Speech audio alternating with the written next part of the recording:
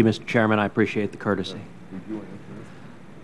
Madam Secretary, I wanted to go back and revisit the topic we discussed earlier of border security, which is proponents of this legislation argue that it provides for real metrics for border security and triggers that are meaningful.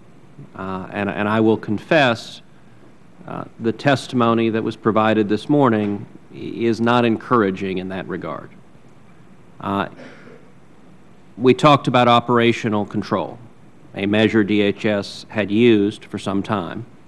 In 2010, the last time DHS used that measure of operational control, the conclusion was that only 873 of the roughly 2,000 miles of the southern border were under operational control. Now, that metric was not an encouraging metric in terms of assessing what kind of job we're doing securing the border.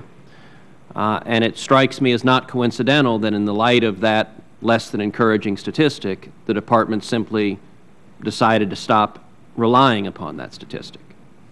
And instead, if I understood what you explained this morning correctly, the Department now relies on a holistic group of measures,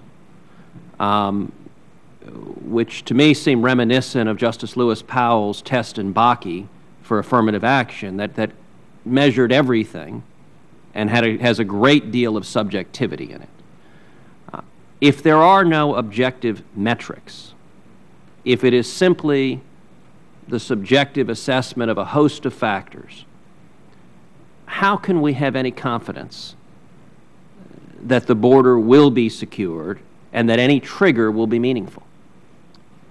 Well, I think you have to step back, Senator, and look at where the border was even 6 or 7 years ago, where it is today. There are a whole host of statistics that help in that regard. They're not subjective in that sense. They're numbers that give you an overall picture of what's happening at the border.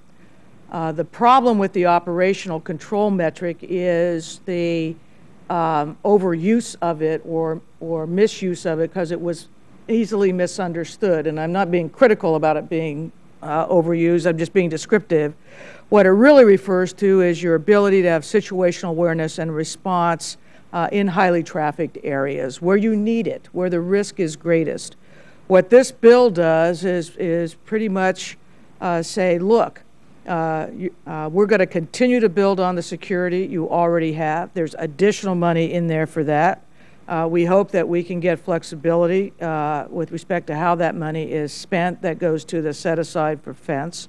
And by the way, if we're going to use effectiveness rate, which is a GAO number based on numbers we give the GAO, and if that doesn't reach a certain number in the highly trafficked areas, then we'll have a commission that will recommend to me what additional steps need Madam to be made. Secretary, though, it seems to me that if border security is to be measured by an amorphous, multi-factored subjective test, that this committee knows to a metaphysical certainty that DHS will conclude border security is satisfied. And if a trigger is certain to occur, then I would suggest it is not a meaningful trigger that is measuring anything.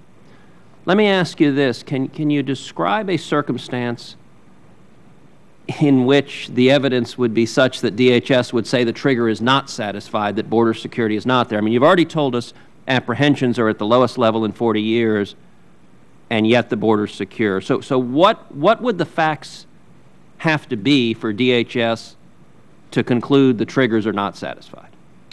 Well, I think, Senator, we'll just kind of agree to disagree on the predicate for your question, but we would be continuing to look at all of the measures I indicated to you. We would be deploying the technology plans that we have submitted to the Congress.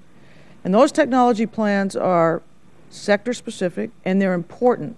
They're important because they will give us even greater visibility into what may be trying to come across the border than we even have now, so that when you look at effectiveness Madam rate, Secretary, we can I'm have... sorry, my time is expiring, and I would like, if possible, for you to try to answer the question I asked, which is what the evidence would have to show for DHS to conclude that triggers were not satisfied. Well, if the conditions in the Tucson sector return to where they were in 2005 and 2006, the triggers certainly would not be satisfied.